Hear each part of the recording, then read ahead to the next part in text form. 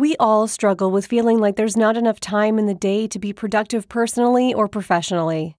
We all struggle to make our time matter. It's time to take control. It's time to start investing in the corporation of you.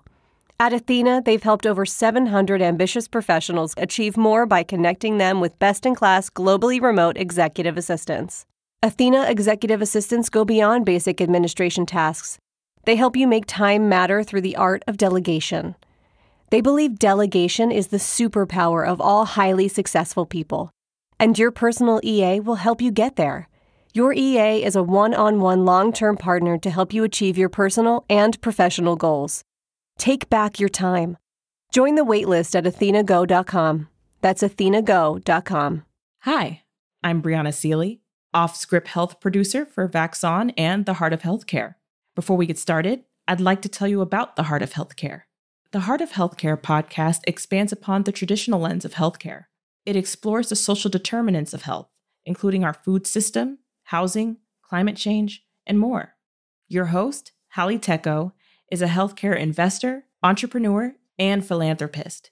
Check out episodes like The Mark Cuban Cost Plus Drug Company, where Mark Cuban shares the details of his new online pharmacy that offers steep discounts for generic drugs. To find out more, visit offscrip.com/shows. The link will be in our show notes. Enjoy the show.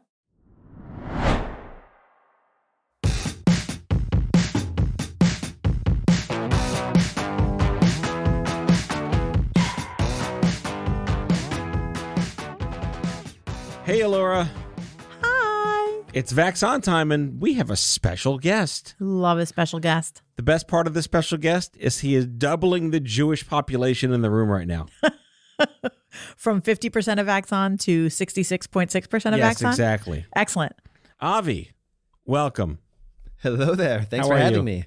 I am wonderful. It's a thrill to have another human being here with us. We get very lonely. Matt, you need to introduce the guest. I just did. No, you didn't. No, you're in charge. Okay. Okay, so we have with us Avi, who is really Avisha NessAiver. No, I said it wrong. Say it again. Say your name. Avisha NessAiver.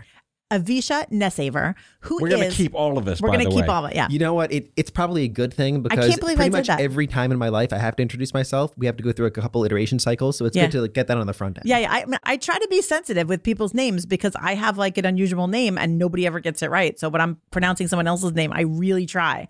And we'll see how that works today. So we met through a common friend in the digital health nerd-averse named Alex Fair. So shout out to Alex Fair, our mutual friend. And Avi is a professional nerd. He's a professional science nerd and a TikToker. Well, yeah, our first TikToker ever on the Adaptations show or the Vaxon segment ever. How do you know that our other guests weren't like closet TikTokers? I think on the Rare Disease show I had a TikToker, but not on my particular show. Does that make us like extra cool or not even? We're slightly hipper right now. Well, these days, nerd is the new cool. So That's the top right. resume item for me really is nerd, and then everything else comes after I that. see. I have now lived long enough for that to be cool, and I Well, we love were it. the first cool nerds, or we assumed we were back in the 80s. Matt, we weren't cool. We weren't cool? We were definitely not cool. I thought we were. All right, fine. I know you we thought were we were not cool. We were totally not cool. All right.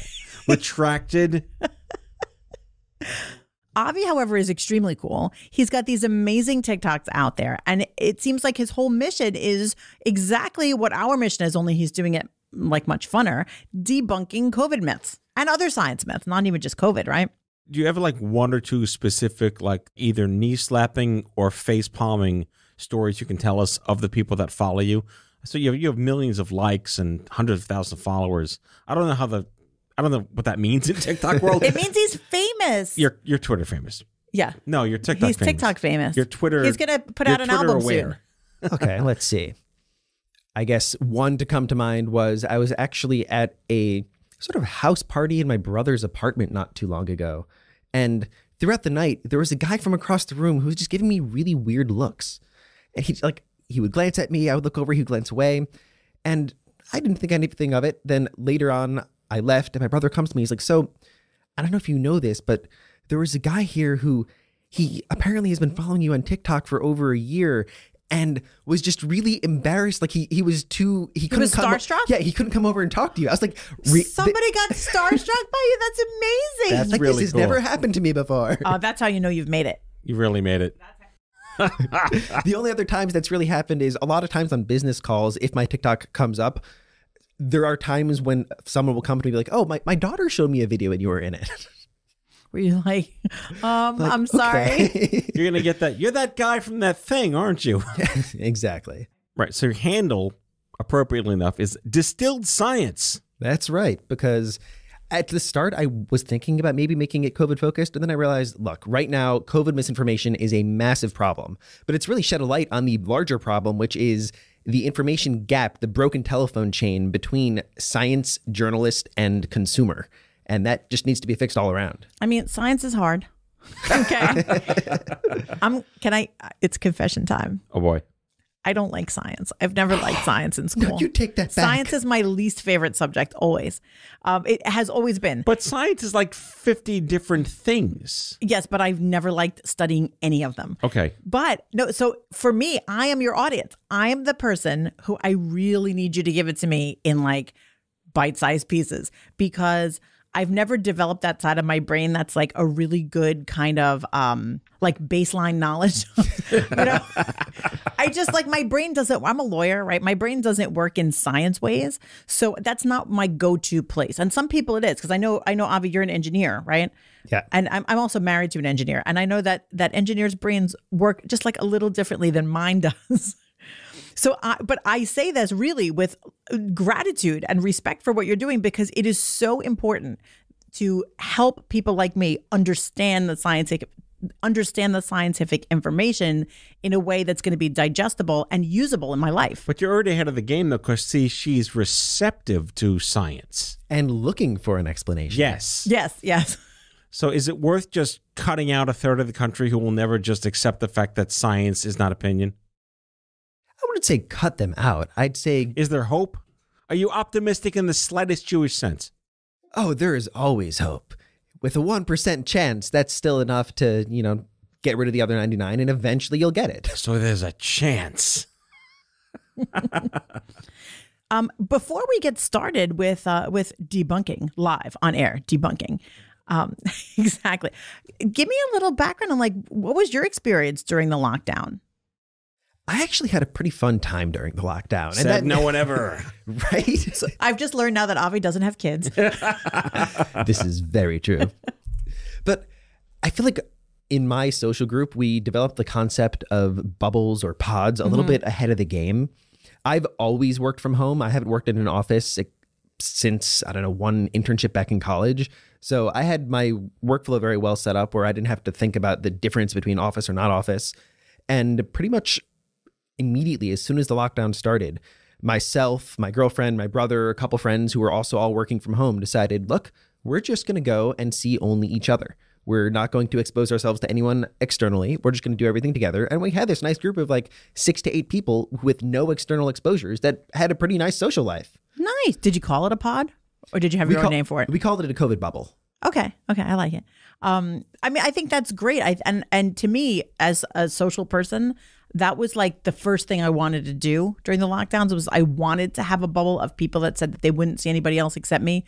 But because I have children and family nearby, it was impossible to do that, because everyone had like, oh, I want to see each other, but also my in-laws. Oh, we yeah. were like, no, it doesn't work that way. You have to literally cut everyone off except the people in the bubble. So I live in the Upper West Side, and there's a very large Jewish community there where pre-COVID, the way everything would happen is you had different circles of friendships with tons of crossovers, lots of social events on the Sabbath, like Friday night, Saturday day, we'd have all these potluck meals together. And when COVID happened, that all sort of cut off. But you would have people with different levels of COVID tolerance, risk tolerance, different sorts of policies within their bubbles, what they would be doing. And what was sort of funny is I ended up being like the COVID rabbi.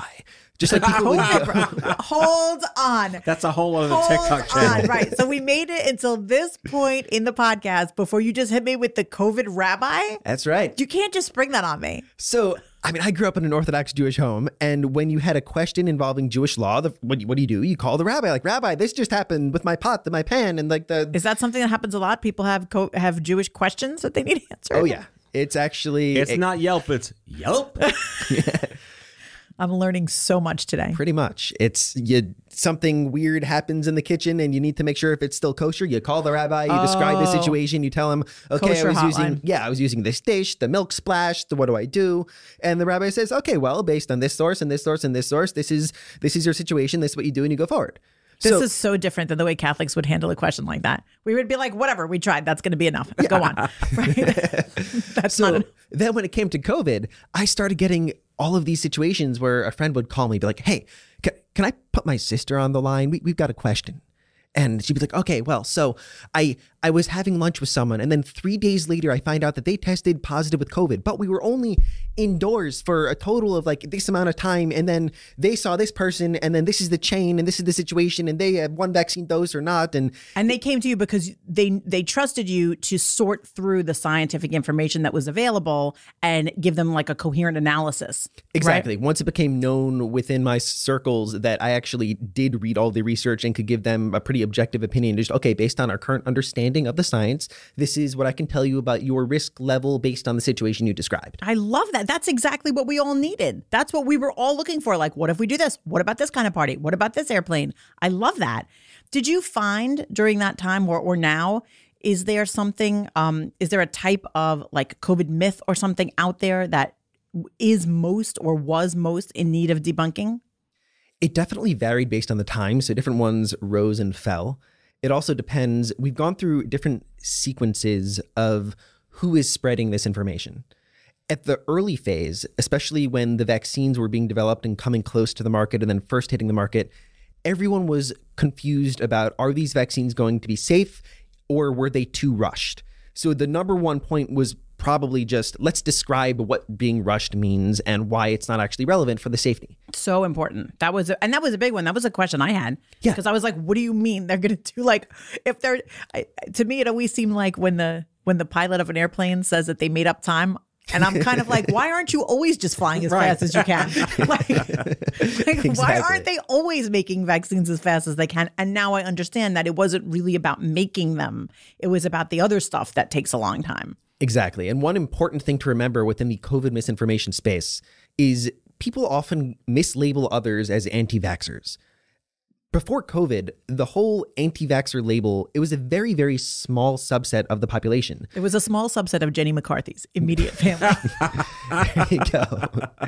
It was the Robert Kennedys of the world, the Andrew Wakefields, the people who either were themselves very financially incentivized by being leaders in this community. And then the people who were in the community were usually ones who had the unfortunate experience of having a child, having them get vaccinated, then having something bad happen.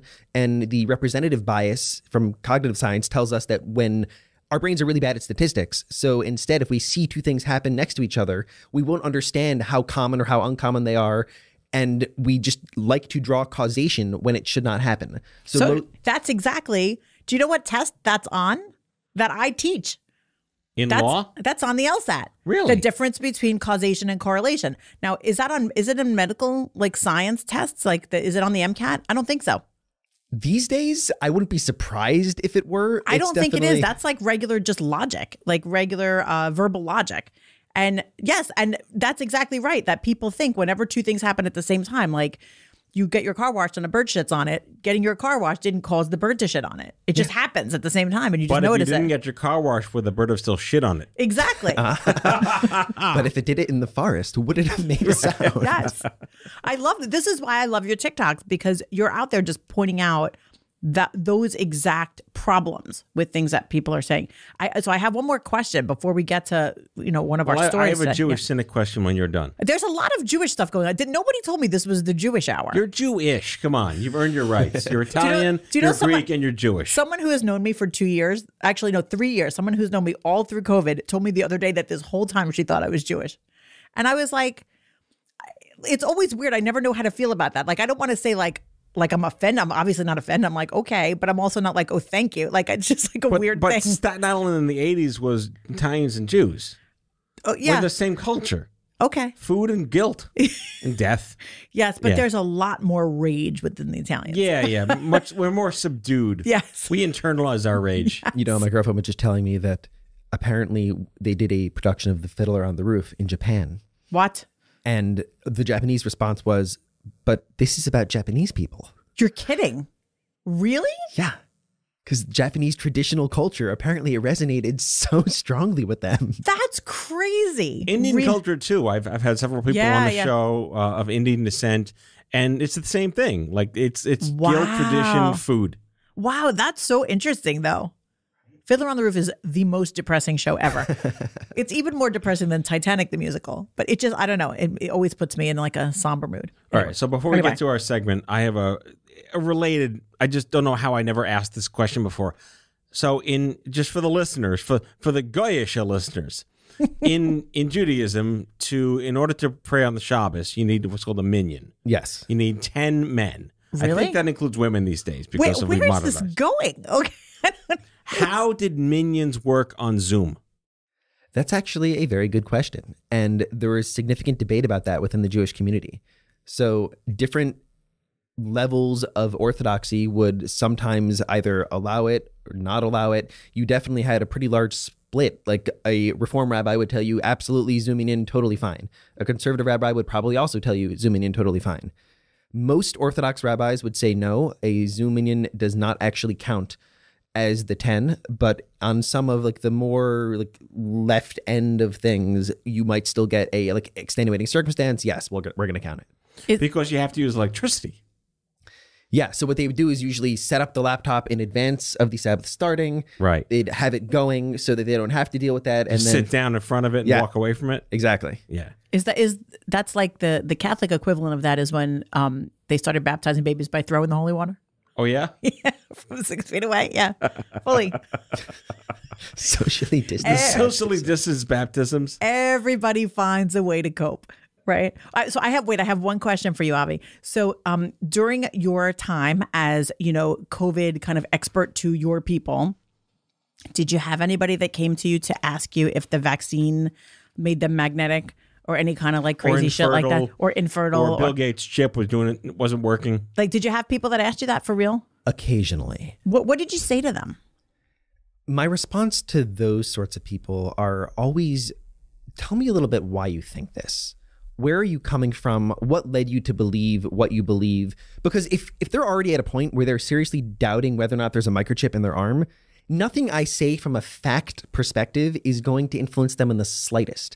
The only possible method to actually induce some level of behavioral change is to come across as entirely non-judgmental and start figuring out where they are coming from. What are the social, emotional reasons for why they believe what they believe? And once we can start piecing those out, only then can I subtly start saying, okay, well, how would you feel if I showed you some piece of information XYZ?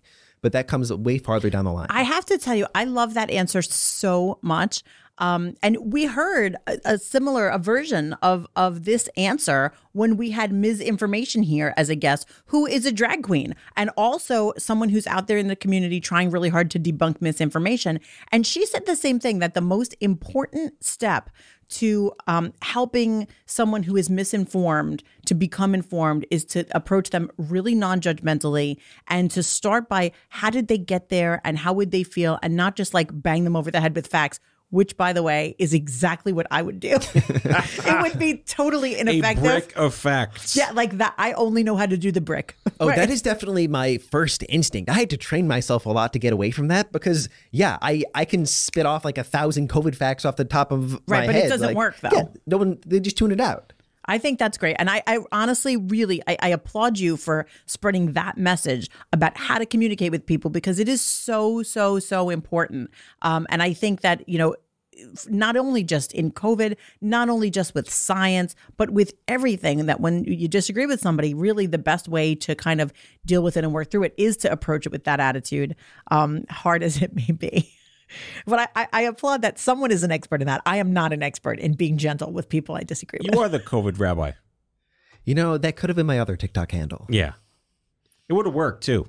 Probably. Yeah. would have niched down a little bit more than I had intended, though. The algorithm might have been biased. I 100% would have been like, okay, he's going to talk about matzahs, so I don't need to watch. Like, so I would also definitely have to put on the fake beard every time I film the video. Which I have a fake beard, but Or the fake payas. I feel like that's I feel like that's not nice. I don't know why, but I feel like it's not We good. can say that. You can't say exactly. I'm allowed. Yeah, okay, it's one of those. I used to have payas. Got it. Okay, so you're allowed. I did not. Okay. So we're going to say a quick prayer. We are? We're going to do a blessing over the advertising. We'll be right back. Jesus.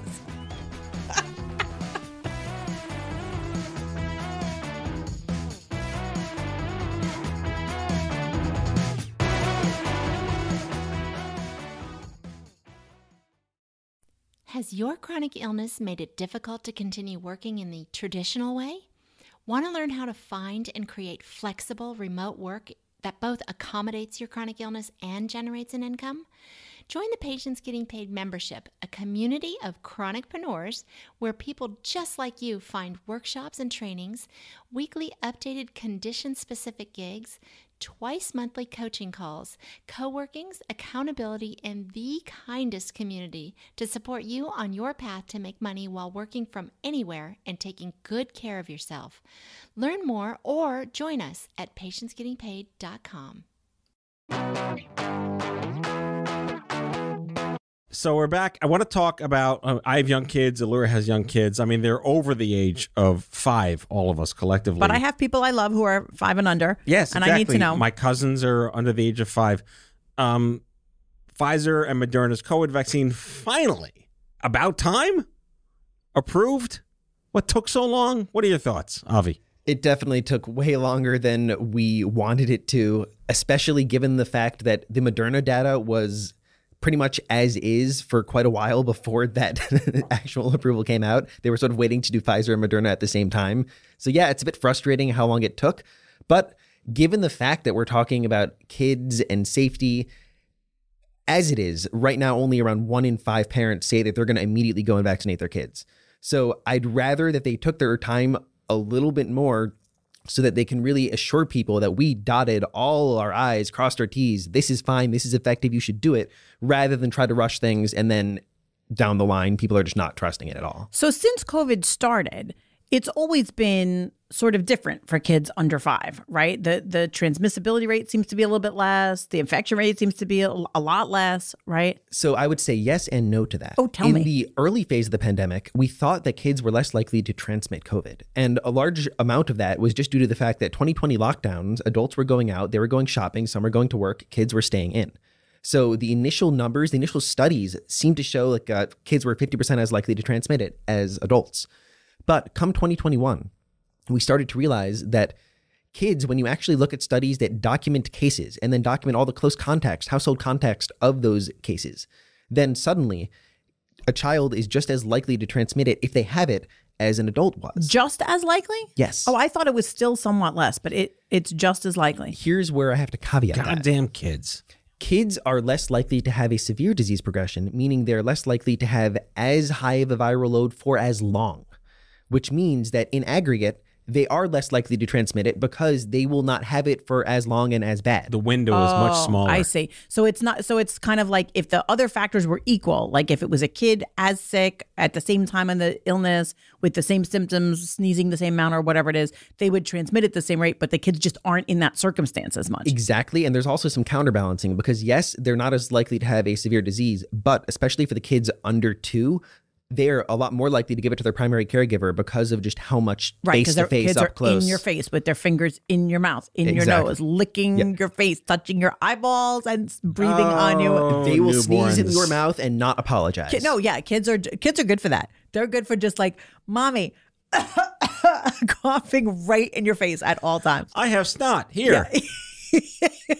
In fact, I remember the beginning of the pandemic, during the time we were terrified we were all going to drop dead from COVID, like being really afraid, like, oh my God, if kids get this, we're dead because kids, they can't, little kids especially, they can't be trusted to like be careful. Like that's not even a concept for little kids. Oh, yeah. Right? Like there's no being careful. And there are some diseases that affect kids worse than adults. So we happen to be pretty lucky in the fact that they actually were better. Yeah. And I would sort of view kids as similar to how I view vaccinated folks. In both cases, you're talking about something that is making it that their disease progression is not as severe. They're not as likely to get as sick for as long. And just like people would often say, oh, vaccines don't stop transmission, that's patently false, especially because A, if you're less likely to get sick, you're less likely to transmit it. And B, when you get sick, if you are not as sick for as long, you are less likely to transmit it. So the same reasoning applies to both the vaccinated and the young. I think that makes really good sense. I wonder what you have to say about the fact that there are many people who are going to say, well, so far our experience in COVID has been that kids have not had the worst of it. So the chances are, if my child who's 2 years old or 3 years old gets COVID, they're probably going to be okay. It's even if they're unvaccinated, they're probably going to be fine. And many people are going to use that, that belief to say, well, that's why I don't need to get my kid vaccinated. It's been, what? I can't do math. Like 2 years since the pandemic started, right? Yeah. More than that. Right. All right. So we're well past 2 years. Yeah. And we've not had a vaccine for kids under 5 this whole time. How many kids have gotten COVID under the age of 5 this whole time? Millions. Right. But the key question there is you got to look at it from several different perspectives. So first, the basic non-in-depth perspective is how many kids got sick, how many kids were hospitalized, how many kids died. Thankfully, the answer to the last number is very small.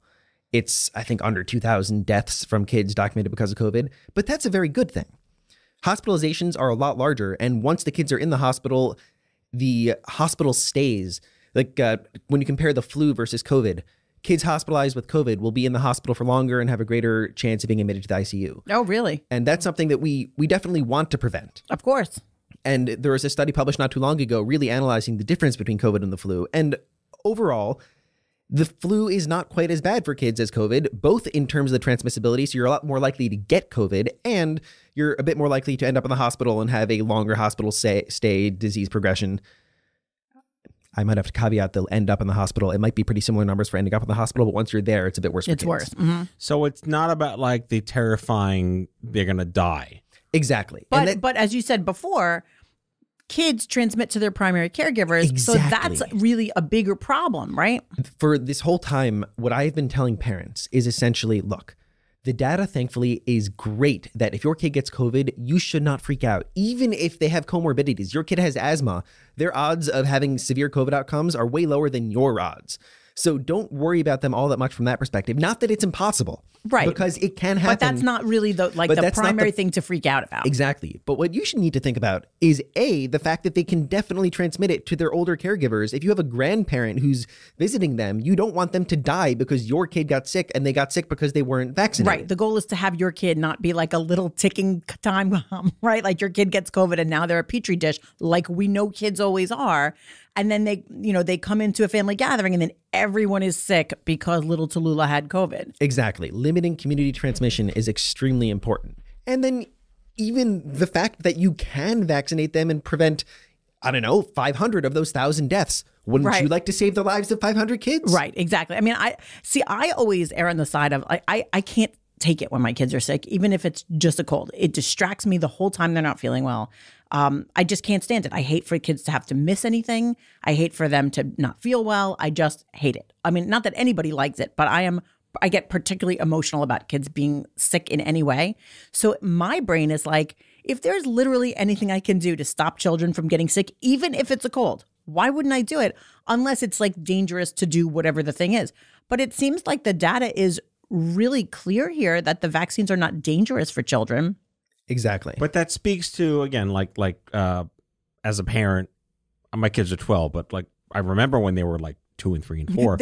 Before they were 12, they were 2. They were under 5. There was math happening before today, reducing my children's age by a matter of subtraction. But were your kids doing math at that age? They were Gotta counting start their them young. toes. Yes, but not He accurately. was picking his boogers out and counting them and eating them. That was my son. Gross. My son, everyone.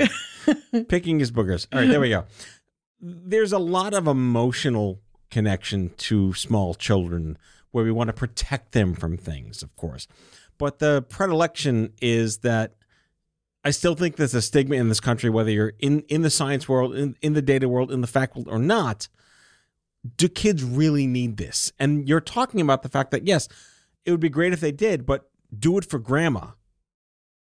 The question is not, do they need it? Can they survive without it, or can they not? The question is, will the total good be greater if you give kids vaccines or don't give kids vaccines? And when you take into account the positives and the negatives, you get that from a societal perspective, a public health perspective, you are going to save lives, save trauma, save money if the kids get vaccinated. That is brilliant. Thank you so much for putting it that way. I think that's really, really an important message. Well, that's also the best possible segue to our last segment, which is mortality. The that death people segment. are dying from COVID at a rate close to the lowest of the pandemic. I think the number here was 314 people every day in the U.S. are dying from COVID now, nearly all of them unvaccinated. And we keep saying this on the show, we're anti-death. We don't want people to die here on the show. Vaccinated or not, Yeah. even the people that think they're magnetic, they also shouldn't die. The Bill Gates chip's not working. But either way, we don't want people to die. But how do you start to square the mental circle over what else can we do at this point if there's still this mass unwillingness to get vaccinated as an adult? Where do we draw the line on empathy, sympathy, apathy, encouragement, support, community? So this ties back to what I was alluding to at the beginning of the show, which is there are anti-vaxxers, which are a very small segment of the population. And then there's the people in the middle. And what I've been doing over the course of the pandemic is trying to talk to the people in the middle. You have those who hear the misinformation, the lies, the pieces of propaganda that are being spread by the anti-vaxxers, and it instills in them a seed of doubt. They're not sure. And it's way easier to not do something than to do something. So if you look between, I don't know if this vaccine is safe, I don't know if it is not, and you're trying to make the decision, should I get vaccinated? It's easier to say, oh, I'm just going to wait. I'm going to wait for more information. Most of the people at the start who weren't getting vaccinated were those people who were very unsure. We are now getting to the point where the ones who are not getting vaccinated, they really are pretty set in their ways. They've been justifying their own stance to their friends, their peers for so long that there's not all that much we can do at this point in time to really shift that in a very large way. When it comes to how we view them, though, for every 1,000 people who are refusing to get vaccinated, there's probably only one or two who I will have very little empathy for if they end up in the ICU with COVID. Those one or two are the Robert Malones, the Andrew Wakefields, the people who are actually spreading the vaccine misinformation. And many of them spreading it because it somehow is helpful to them financially, or they have an interest in spreading misinformation. But there are so many people, the vast, vast majority, who are staunch refusers to get vaccinated. I don't blame them at all, because they have been surrounded by information sources that feed them things that make it that within their worldview, it doesn't make sense to get vaccinated. And that's not really their fault. I love that. I feel like I'm a better person for just being here and listening to Avi. No, really, this is COVID rabbi therapy. This has been a great conversation, and I think that your outlook, I think that your way of processing and communicating scientific information, all of it is so helpful and so important for all of us to hear. So we really thank you for coming on to Vaxon. It's been fantastic getting to know you. Can you please tell our listeners where can they find you? Where can they see your awesome TikToks? And what's going on with you? Where are we going to see you in the future? Besides back here. Well, I definitely look forward to being back here. But on the interwebs, you can find me at Distilled Science on TikTok and Instagram. Also Twitter, but there's no E in the distilled because they've got a character limit. Distilled. Yeah, exactly. Distilled. Okay. I like that. Tumblr. Like there's no... Like Tumblr. Yeah. Exactly. I will be launching a new website, distilledscience.xyz, very soon, but it's not quite available yet. Hopefully in the next couple of weeks. All right. We'll amuse ourselves with the TikTok channel. I love it. Well, thank you so much for being here. Keep on doing what you do, and we'll see you again soon. Avisha NessAiver. No, you said it wrong. NessAiver. Avisha NessAiver. Boom. Don't worry. Alex has mispronounced my name for the last 5 or 6 years. Just name yourself Cher or something. Or just go by Rabbi COVID. Rabbi COVID. COVID Rabbi. COVID Rabbi? COVID Rabbi. COVID Rabbi. COVID Rabbi works better than Rabbi COVID. Rabbi COVID makes me sound like COVID. Yeah. All right. COVID scientist, engineer, founder, biohacker, science communicator, everything, all the things. Thank you for coming on the show. And to our listeners and my dear Allura. Yes. Thanks for joining us. We'll see you back next week. See you next week. That's all for now. If you like Vaxon, be sure to subscribe, leave a review on Apple Podcasts, follow us on social, and tell all your friends to listen.